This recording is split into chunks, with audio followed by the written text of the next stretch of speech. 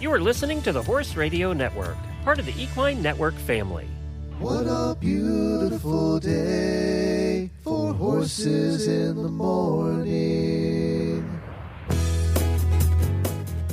You are listening to the #1 horse podcast in the world. Here is your entertaining look at the horse world and the people in it.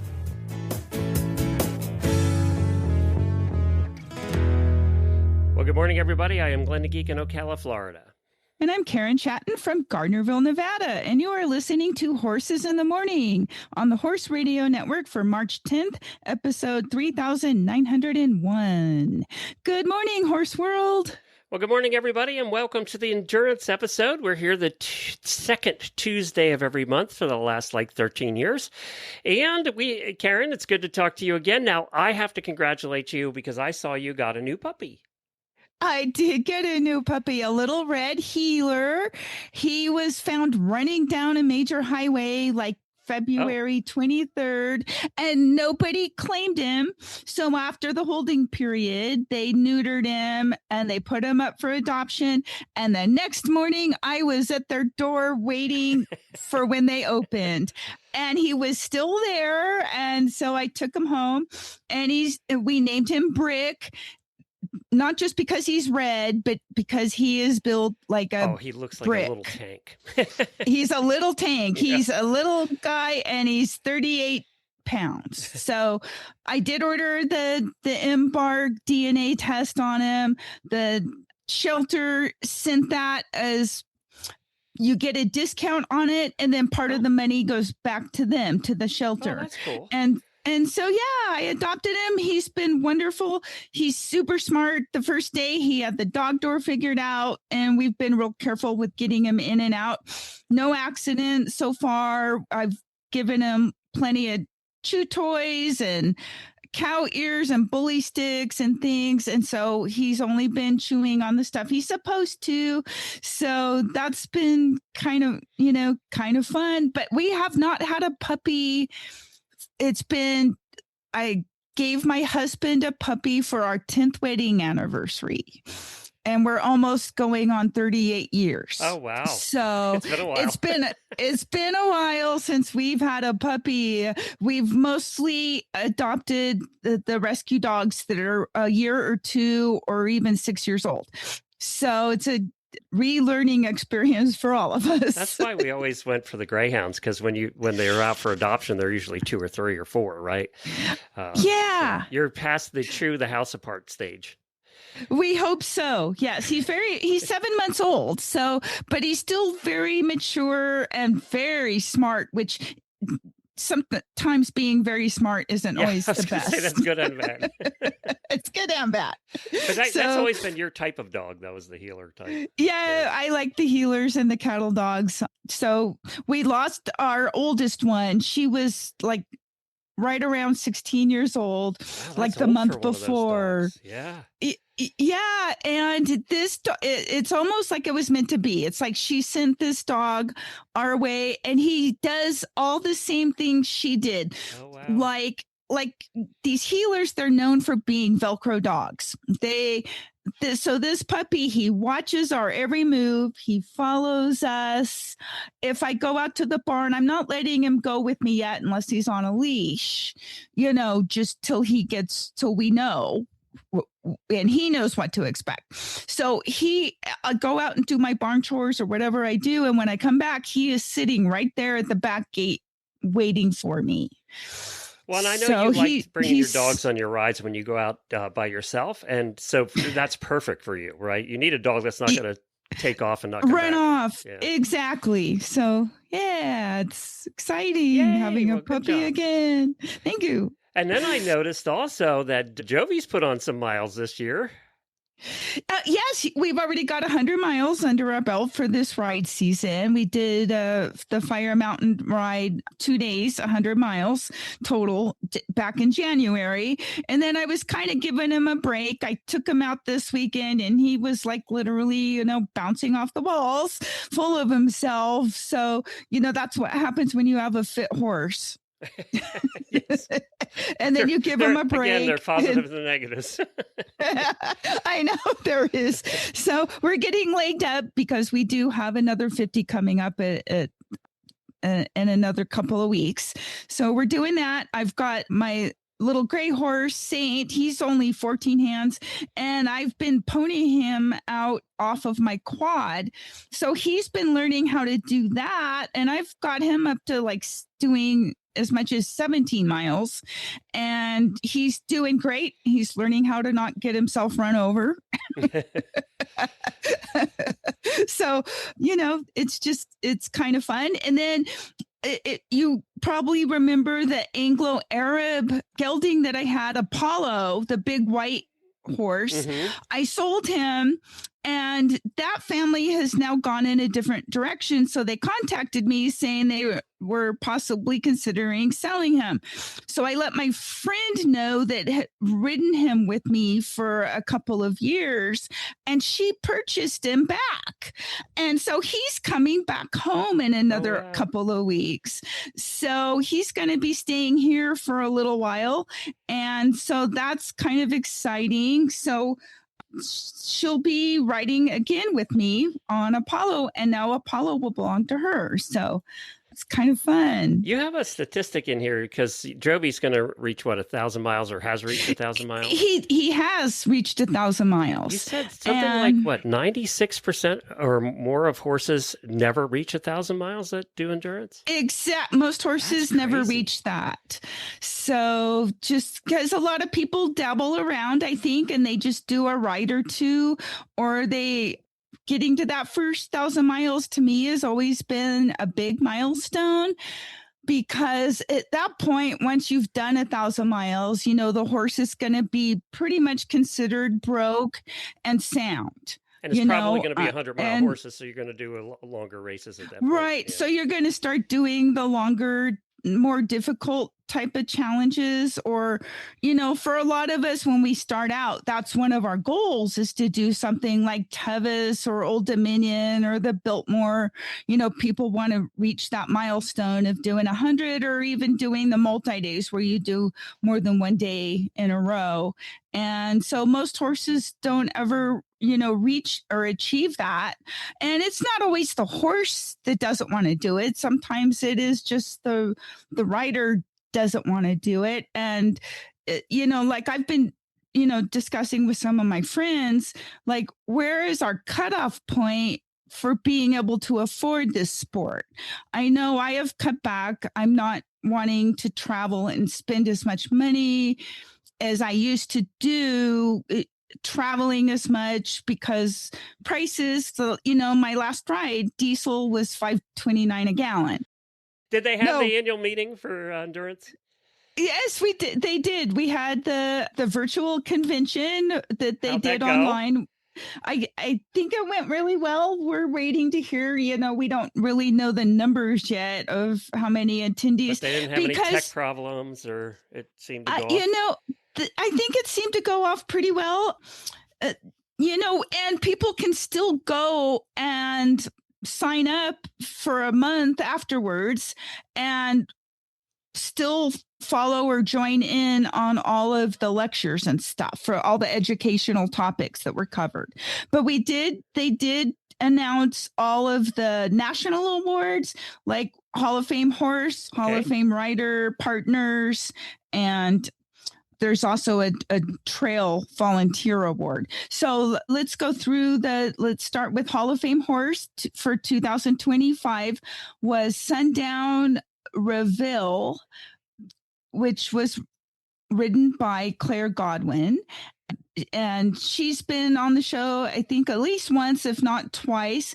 And she also received the Partners Award for PL Mercury, which I know we spoke with her. He did the Tevis when he was like 27 years old. Oh, yeah. Okay. Yeah.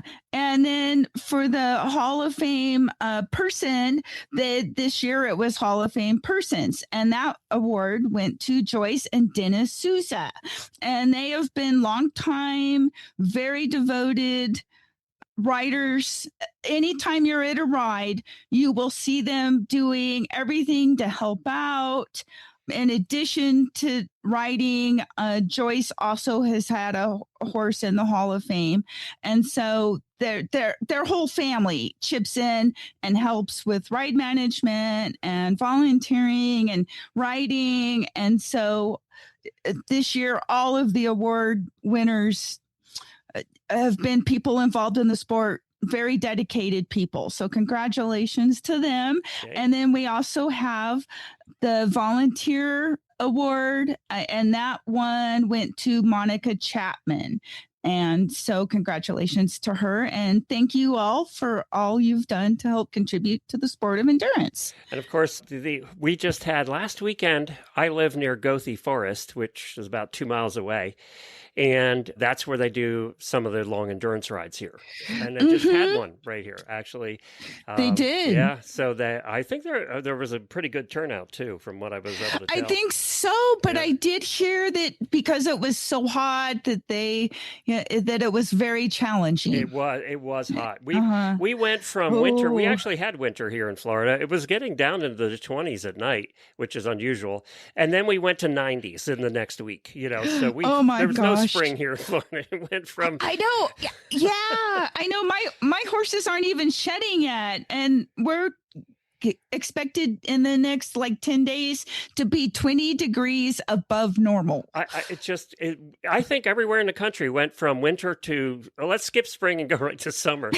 We're clipping over the weekend because these horses 2 inches of hair yet, and it's 90s this week. Same here. Yeah. And so that leads me into my endurance tip.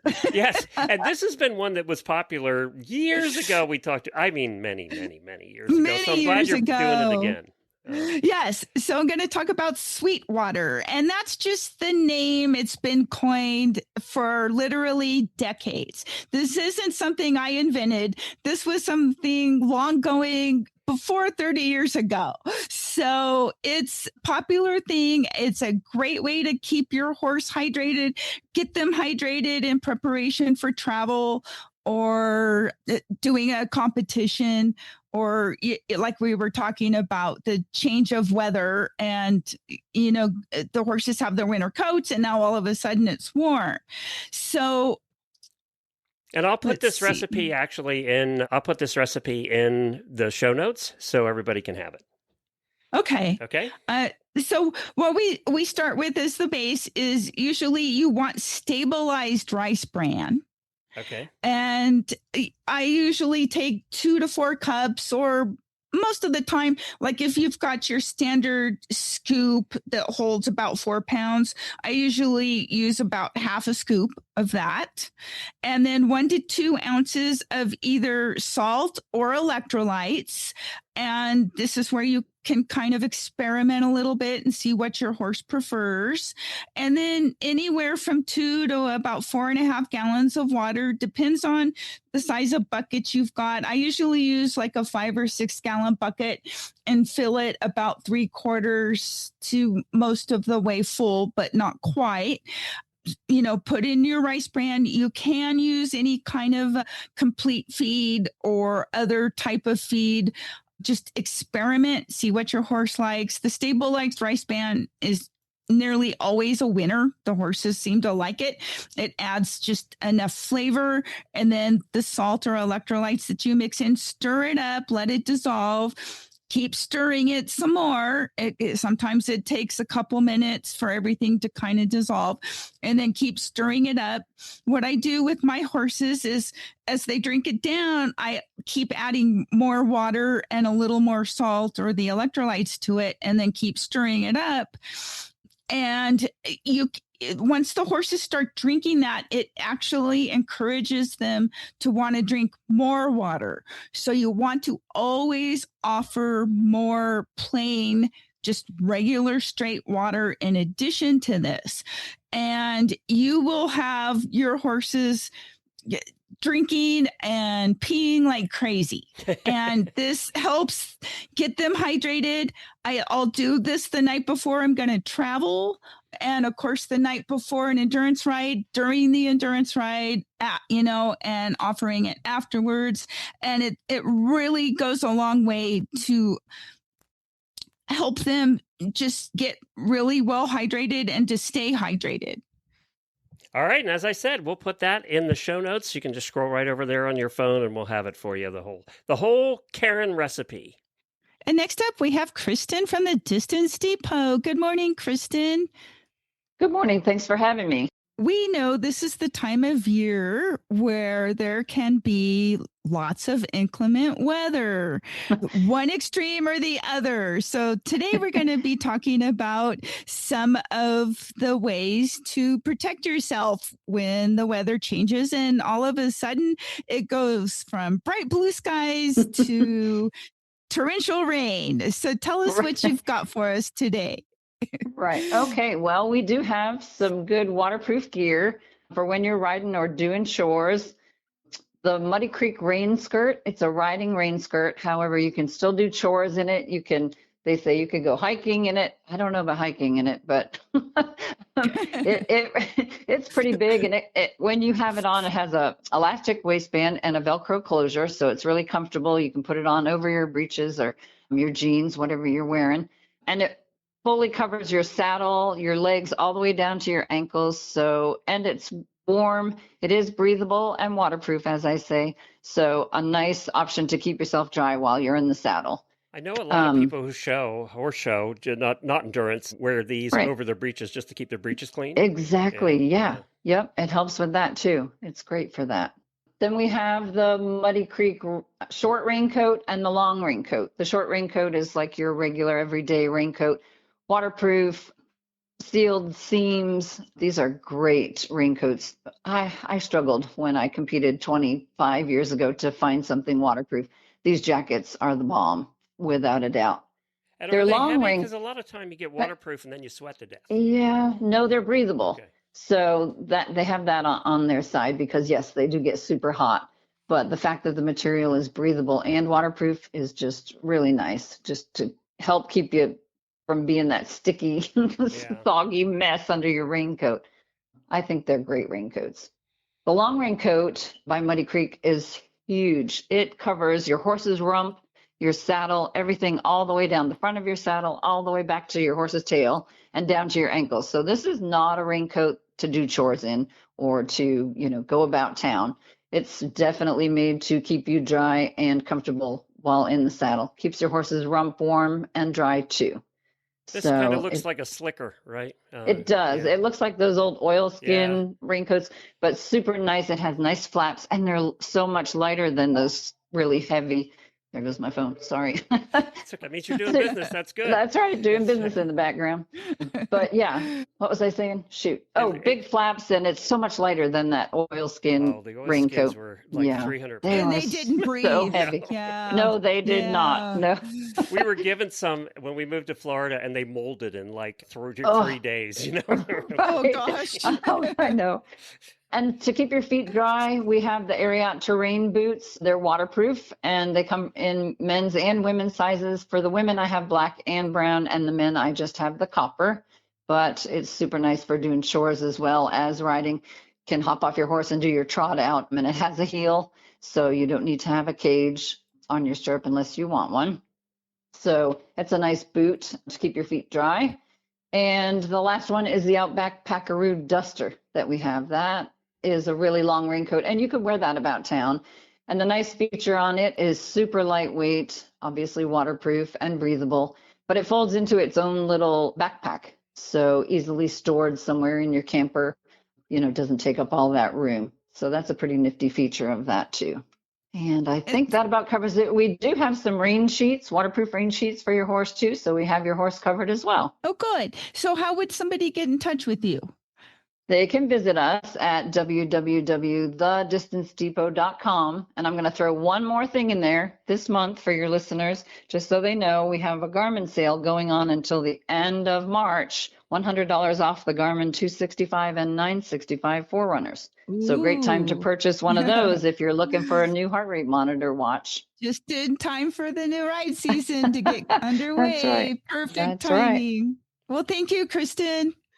Our next guest this morning is Julie Bittick, fresh back from the Gaucho Derby. Julie was one of a select group of international riders chosen to compete in the 2026 Gaucho Derby, which took place in February of 2026. This event is put on by the Equestrianists, the same group behind the famous Mongol Derby, and it is billed as the greatest test of horsemanship on earth. We did speak with Julie back in January about her preparations for going on this event, and now she is back to tell us all about it. So welcome this morning, Julie. Thank you for joining us. Yeah, thanks for having me. And so can you give us a description of the Gaucho Derby? Yeah, so I'd probably call the Gaucho Derby. It's kind of, they bill it like this greatest horse race or toughest horse race, especially in Patagonia. I think I would call it a horse race, but it's mixed with this outdoor survival component and navigational adventure. It's definitely designed to push people to find their breaking point. And then, after 10 days of bushwhacking across this harsh Patagonia landscape, guaranteed, I can tell you firsthand that you will lose at least one dress size. And not in the good way.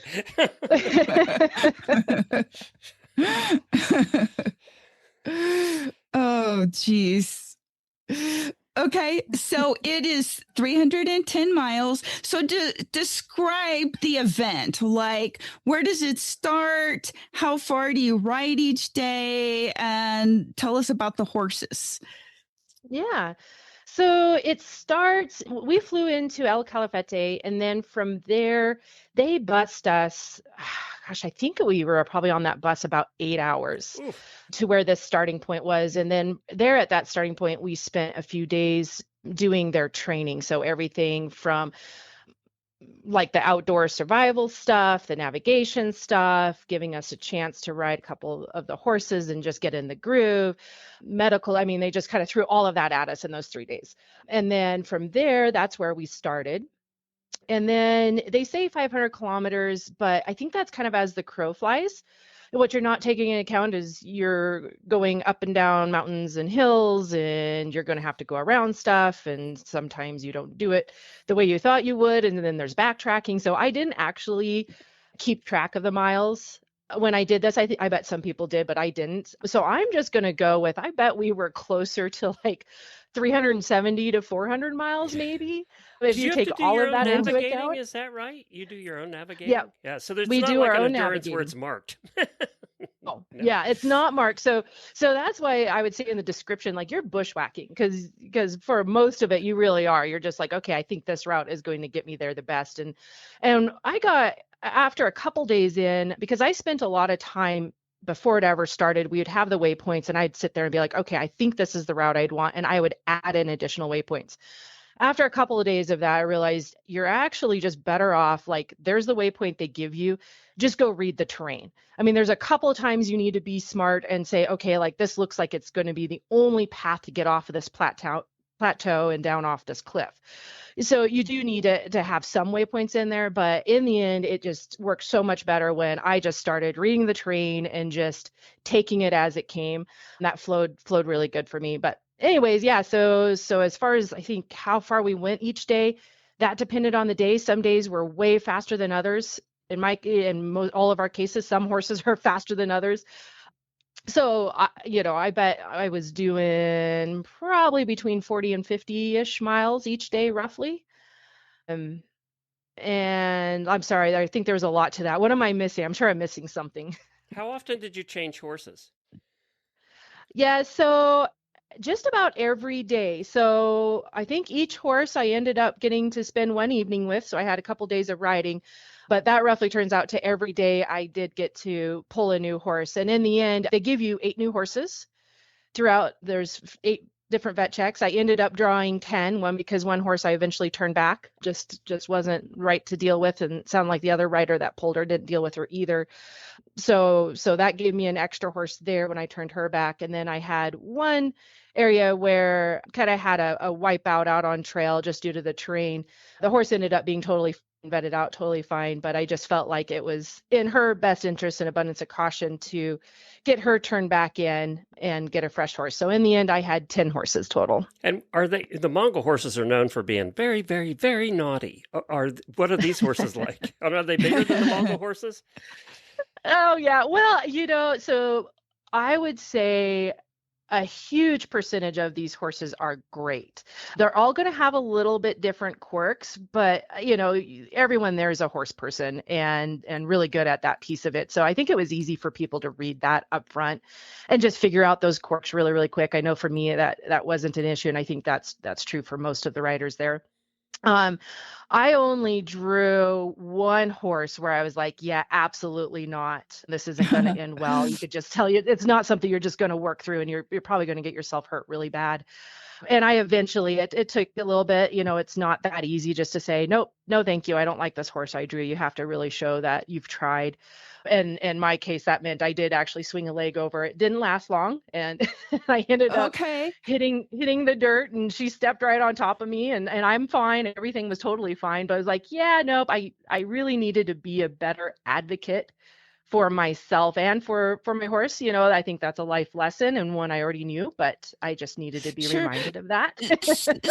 So tell us what's the Patagonia terrain, and what was the weather like?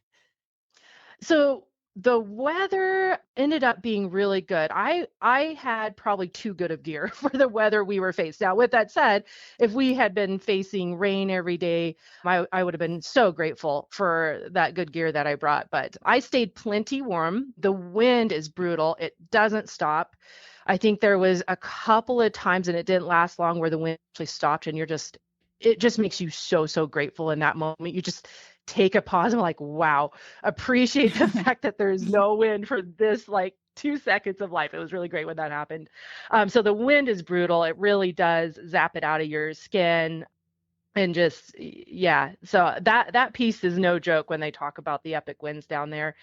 We only had one big storm that hit, and that one, it happened to be the big mountain day where I think that was the highest elevations we ever did in that particular race. And I remember sitting at the highest elevation point, which I think was getting close to 9,000 feet roughly. And I could look across the valley, and you see these storms. So it's bluebird skies above us, but you could see this storm cloud coming, and it looked like this wall of water way across the valley. I just remember thinking okay, we got to lose this elevation as quickly as we can. So kind of taking a lesson out of Tevis, we trotted everywhere we could. We never stopped moving forward, and was super lucky by the time that storm hit us is when actually got down off of that elevation and back into vet check. And then that's when the worst of the storm hit. So got very, very lucky on the one truly bad storm day. Didn't have to be up on the mountain facing it, where I talked to some of the other riders that their timing was such that they ended up getting kind of stuck up at that high elevation. They said the visibility was basically zero, and it was just pretty brutal to have to wait out that storm. Well, and you don't never want to be the tallest person on the mountain in a lightning storm, right? So, I mean, no. That's true. It's never a good idea. Wow. So did you sleep outside every night with a tent, or just camp? How'd sleeping arrangements work? Yeah, so I slept outside every night except for one. And this story is pretty cool. Well, I think this was day 3, and I was riding, I rode half of the race with Linda and Alana, and this was day 3. How many were there? How many riders? Oh, so there ended up being 40. There were 42 originally, but 2 of them ended up, I don't know why, but 2 of them ended up needing to go home prior to the race ever starting. So we technically actually started with 40 riders. And then you were sleeping, you just telling us how you were sleeping. Yeah. So slept outside in a tent every night, except for this one night where kind of try to make the story a little bit short. So the organizer had given us the riders a couple of waypoints last minute that we had to hit onto our next vet check that we're going to. And in the end, us that were riding kind of up in the front at that time couldn't find those waypoints, couldn't get there safely. So eventually, after a couple hours of trying this, the organizers called it off, said, forget it, don't do these waypoints. So at that time, we really didn't, you have to stop riding at 6 o'clock. And so we barely had enough time to get back off of that mountain and try to find somewhere to go that had water. And it just didn't have a lot of water in that particular area. And so the three of us realized we're really close to vet check 8. And we know all the vet checks, one of the criteria is they have water there. And so we're like, well, let's just go over there. We're a day earlier for that check, but let's just go over there. They're going to have water.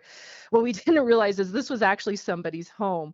And so the Estancia owner came out and met us, and he actually spoke very good English, which is not always the case, but he spoke English, and he's like, you girls are lost.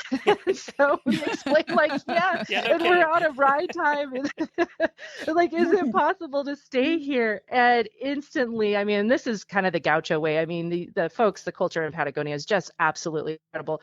He's like, absolutely. He's like, here's this pasture for your horses so they can eat and have a restful night. And he's like, I will get the hot water on for a shower. He's like, here's this building you can put your sleeping bags in, so we didn't have to set up our tents. And then we joined him and his family for dinner. I mean, so it just ended up being this incredible experience that, you know, I don't know if anyone ever in the history of doing the Gaucho Derby has ever had the chance to have a hot shower in the middle of this race. But yeah, the three of us were feeling pretty lucky. That's terrific. And are there any like bears or wild animals going to eat you at night? Is there any warnings? I don't know what Patagonia has. Nah, they have mountain lions, which I didn't even so much as see a mountain lion track out there. I think they do have a lot of mountain lions, but I also don't think that's anything. They're not usually into humans or horses. No, we're pretty safe. Yeah. So what was the best part of the whole adventure for you? You know, I would probably say, and this is something, you know, you hear it, or I have heard this said over and over time, and I probably even used it at times, like, oh, this just feeds my soul. Always kind of would say that sounds a bit like a Hallmark card, but I think for the first time, I kind of understand what that means. So, you know, during this I was out there 9 days, and I honestly never got hungry. My body never felt sore, even after getting stepped on by a horse. I was black and blue, but I didn't even feel it. Like every morning I woke up, I wasn't tired. I mean, I wasn't even tired going to bed. I just felt wonderful out there. And it wasn't until after the race was done, my husband met me there at the finish line. And that night we went and we had dinner. And I ate like to feed a small army. And then a couple hours after dinner, we were actually for bed. I'm like, I am starving. So we left and went to the restaurant and had a whole other dinner that I ate like a huge steak. And then that night I slept over 12 hours. And then the next morning when I woke up, I like hobbled for 2 days. I was like so sore and hobbling. I know. And I'm like, it finally hit me. And it took a few days for me to clue in. I'm like, that's what they mean when they say it feeds your soul, because I absolutely felt wonderful the whole time during the race. Okay, well, then I have to ask the follow-up question to that is, what was the worst part?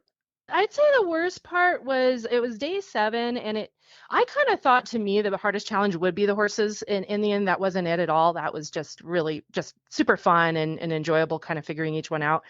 It ended up being kind of, in the scheme of the whole race, this tiny little section. It would be like a little blip on the radar, but it was a pretty brutal section. There was a lot of thick brush in there, and there was washouts and boulders and bogs, and that's where I ended up getting the ground kind of gave way there. And so I just pulled the horse out of there. Just, you know, she looked good to me. I wasn't actually worried there was anything catastrophic, but it was a bad enough horse wreck. I just didn't want to continue up the mountain.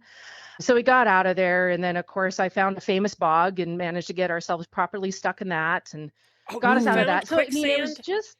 Did you find quicksand? Well, all that thing you hear about growing up, that we're all going to die in quicksand, and then I've never seen quicksand in my entire life.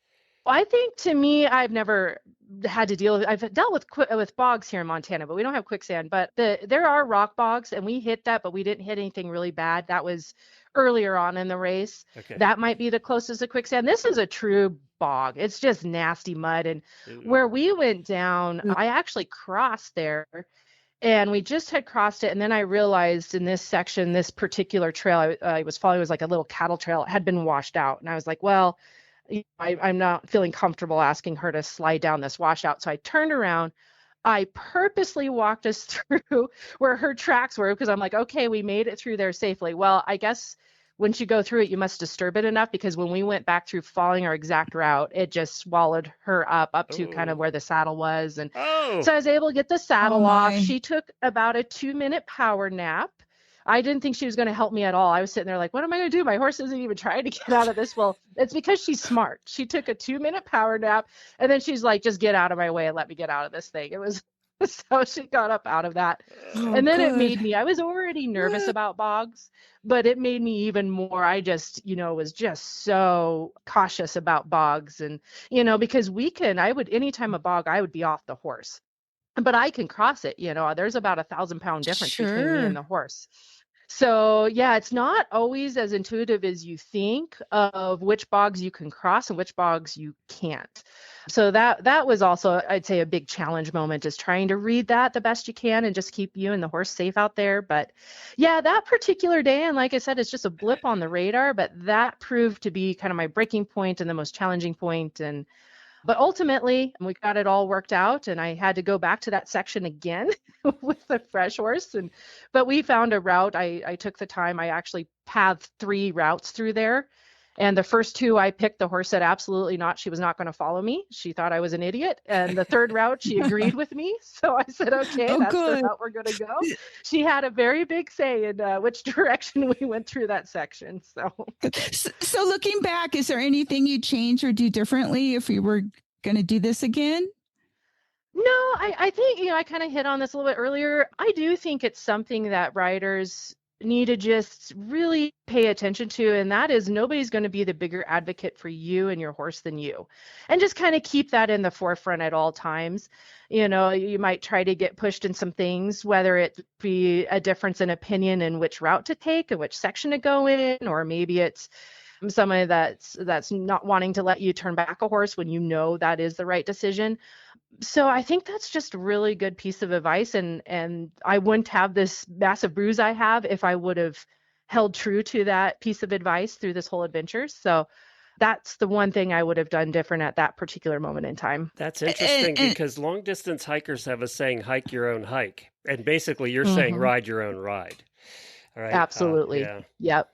Yep. And so tell us about this massive bruise.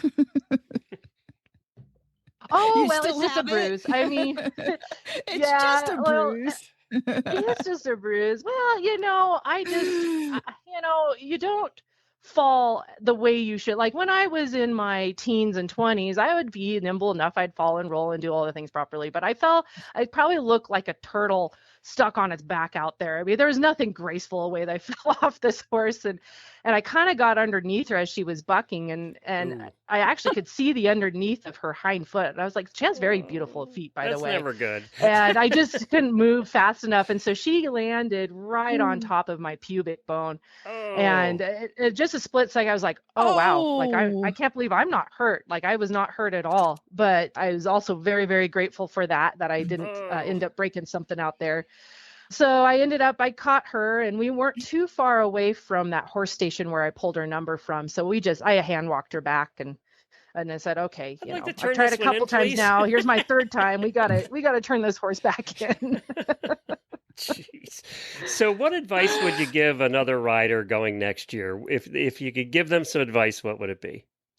Oh, other than ride your own ride, I would say, right? Yeah. Yeah, right. Well, of course, yeah, absolutely. Ride your own ride. Just trust in yourself that way.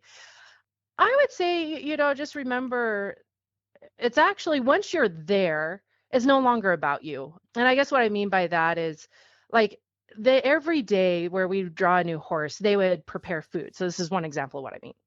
And so this is kind of the time for the gauchos, whether it's their mothers, wives, sister-in-laws, I mean, whoever, their family. This is kind of their time to shine and do something that's part of this epic race. And so they would prepare these meals, and they were great. The food there is fantastic. And so I'd say, don't get so caught up in trying to be competitive that you don't take the moment to appreciate that and thank them for that. Because, that does take away when a rider wouldn't stop and do that. I think that takes away from them. So do it. Even if you're not hungry, just take a minute and go do that and appreciate that. And then just keep that gratitude. It's just pretty epic to even have a chance, like what goes into organize this. So I don't even know, there was 500 horses. I do know that. I don't know how many estancias they had to pull from to get all those horses together. And then to make these routes that are challenging, but are also going to allow us to come home in one piece. So just be grateful and these are all private land. So it's not like you're out there on public land. This is all private land. Nobody except for these gauchos are ever going to see this land.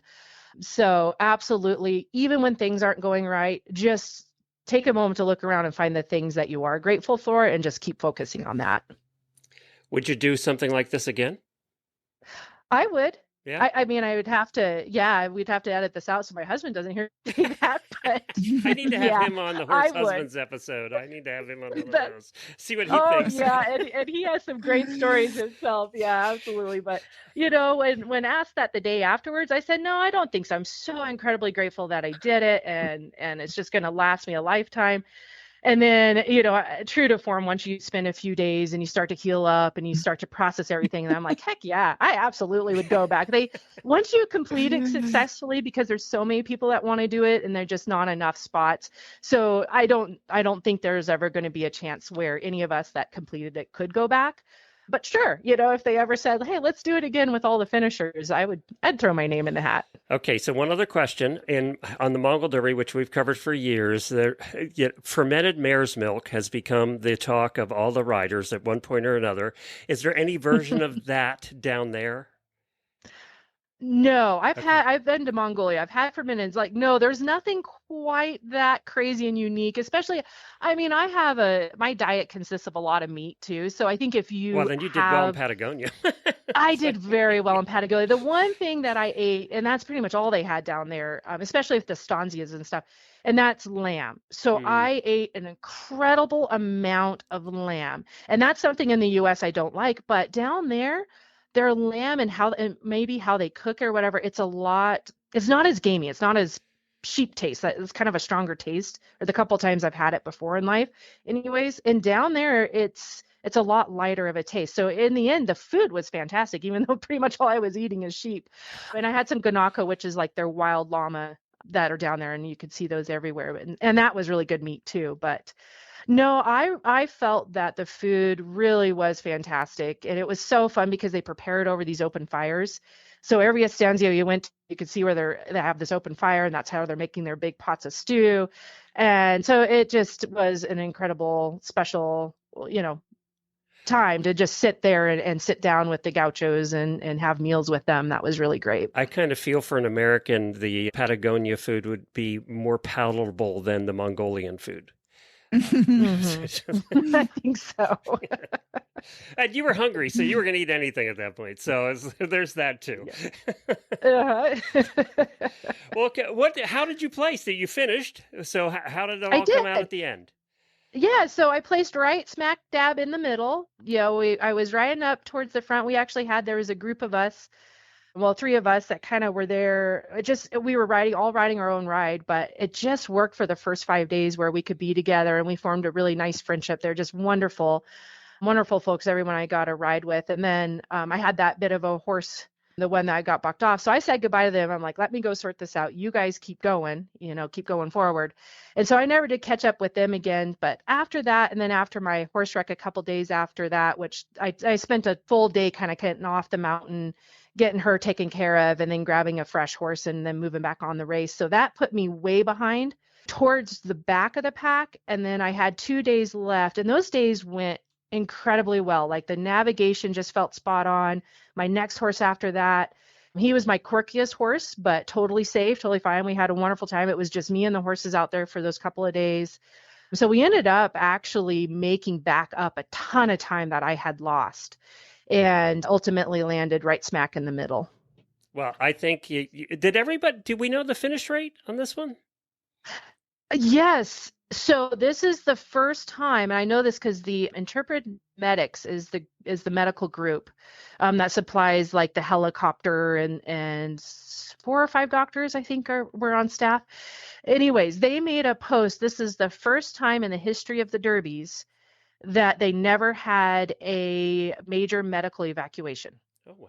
So 100% made it to the finish line. And of those, only a few, I don't remember exactly, but not very many. Only a couple were in the adventure class. So that meant a massive amount compared to any of the years prior actually fully finished this race in the competitive Wow, that's category, which is fantastic. Yeah. yeah, I mean, even for the Good. Mongol Derby, that's amazing. I mean, Yeah, it is. yeah, well, that's great. That also probably, I think they're getting better at their selections too, because they want that, right? They want that completion Mhm. rate.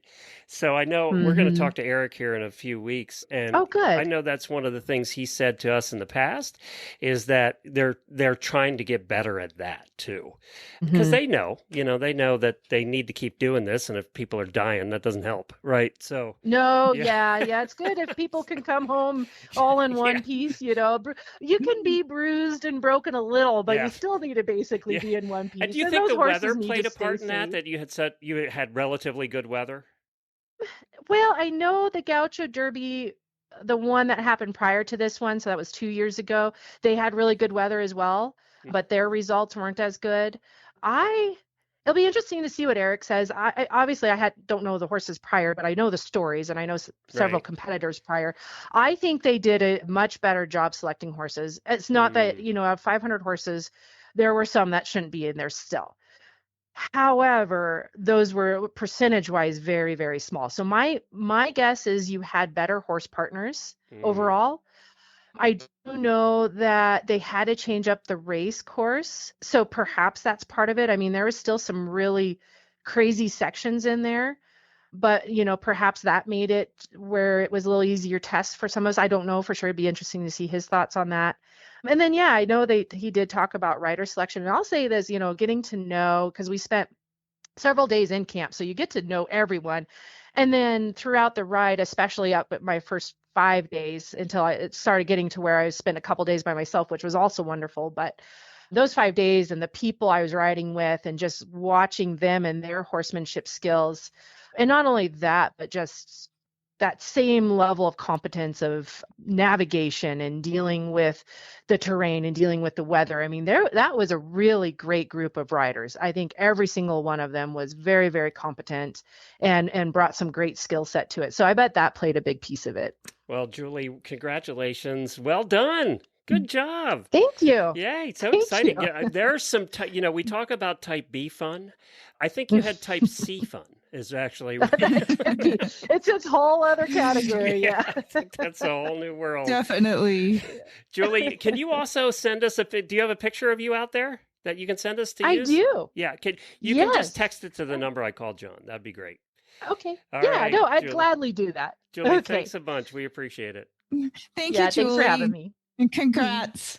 Okay, so now there are lots of rides all over the country. We are into the 2026 ride season. So to learn more about rides or the clinics, the educational clinics that we have, go to aerc.org. And you can find Karen. Where can I go to find more information about you? Just my name, KarenChatton.com or NV Endurance Rider. All right, very good. And of course, Jamie and I will be back tomorrow with some weird news. Get your weird news into weird news at horseradionetwork.com. And you can follow this show, this episode separately. We have a feed for the endurance episodes called Endurance Rider. So if you just search for Endurance Rider on your podcast player, that'll bring up just the endurance episodes and not all the horses in the morning episodes. So if you wanted to do that, you could do that as well. Well, Karen, until next month. Thank you, Glenn. Have a good day, everybody, and wear your helmets and be safe out there.